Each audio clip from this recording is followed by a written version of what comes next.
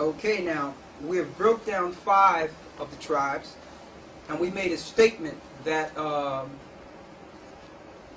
Negro tribes, Judah, Benjamin, and Levi, ran into Africa in 70 AD, running from Roman persecution. So we're going to get the scriptural proof of that, how Israel or Judah actually ran into Africa. And then we're going to go back to Genesis and break down the rest of the tribes. Let's go to Luke 21 and 20. Read that.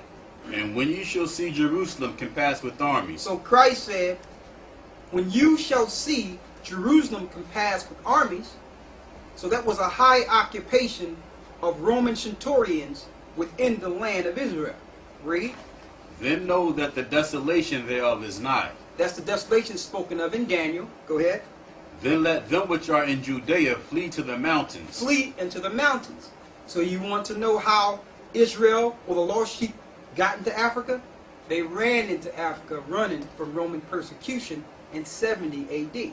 What mountains is this explaining?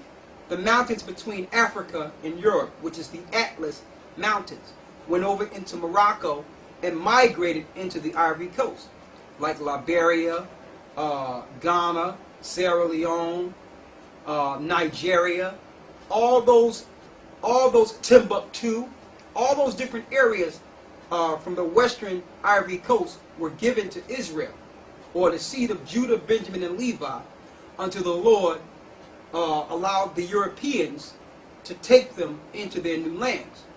Now you have the Hamitic people, which are natural Africans, and the Arabs, the seed of Ishmael, along with Esau.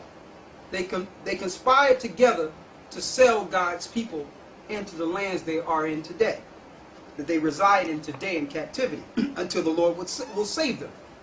So they ran into Africa. They wasn't born in Africa. They was not supposed to stay in Africa.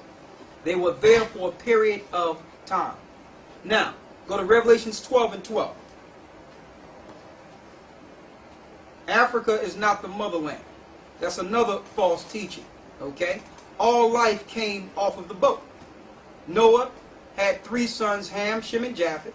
Okay? And all the life came off the boat. The boat settled in Mount Ararat, Turkey. Ham migrated into his land, which is Africa today. Shem went into his land, okay, and Japheth went into their lands, which is the European areas, and it was pushed back further east into Asia. Read Revelations 12 and 12. Therefore rejoice, ye heavens, and ye that dwell in them. Woe to the inhabitants of the earth and of the sea. The Lord says, woe unto the inhabitants of the earth and the sea. Read. For the devil is come down unto you having great wrath, because he knoweth that he had but a short time. So when Christ was crucified, the clock started ticking on how long Satan would have to reign in this earth. So through that short time, he started persecuting Christ's people, starting in 70 AD. Read. And when the dragon saw that he was cast unto the earth, he persecuted the woman which brought forth the man-child. Who was the woman that brought forth Christ? Israel. That's the woman. Read. And to the woman were given 2 wings of a great eagle, that she might fly into the wilderness. She flew into the wilderness. That was Israel running into Africa, fleeing from Roman persecution. Go ahead. Into her place where she is nourished for a time and times and half of time. And a time and a half of times is a dispensation of time between the time Israel would fall until Christ would come back and save Israel. That's the dispensation. Now, let's go back into identifying the lost tribes of Israel. We've identified Reuben, which is the Seminole Indians and the Aborigines of Australia. We've identified Simeon, which are the Dominicans, Levi, which are the Haitians. We've identified Judah, which is the so-called Negroes here. We've identified Benjamin, which is the so-called Jamaicans, West Indian, and the people in Trinidad. Now we're going into Zebulun, the father Jacob, Israel, letting his children know what will befall them in the last days. Let's go to Genesis 49 and 13. Zebulun shall dwell at the haven of the sea, and he shall be for an haven of ships. He shall be for an haven of ships. Who's that? Panama and Guatemalans. Panama, the Panama Canal, which is a haven of ships. So the Lord told Zebulun, in the last days, your habitation will be a haven for ships. That one land of Panama connects both oceans. It communicates and actually trade on both sides of the world. That's the haven of ships, Panama. So if you're a Panamanian and Guatemalan, you are from the tribe of Zebulun, because ships will be haven on your land in the latter days. Now, let's get the next one, Genesis 49 and 14.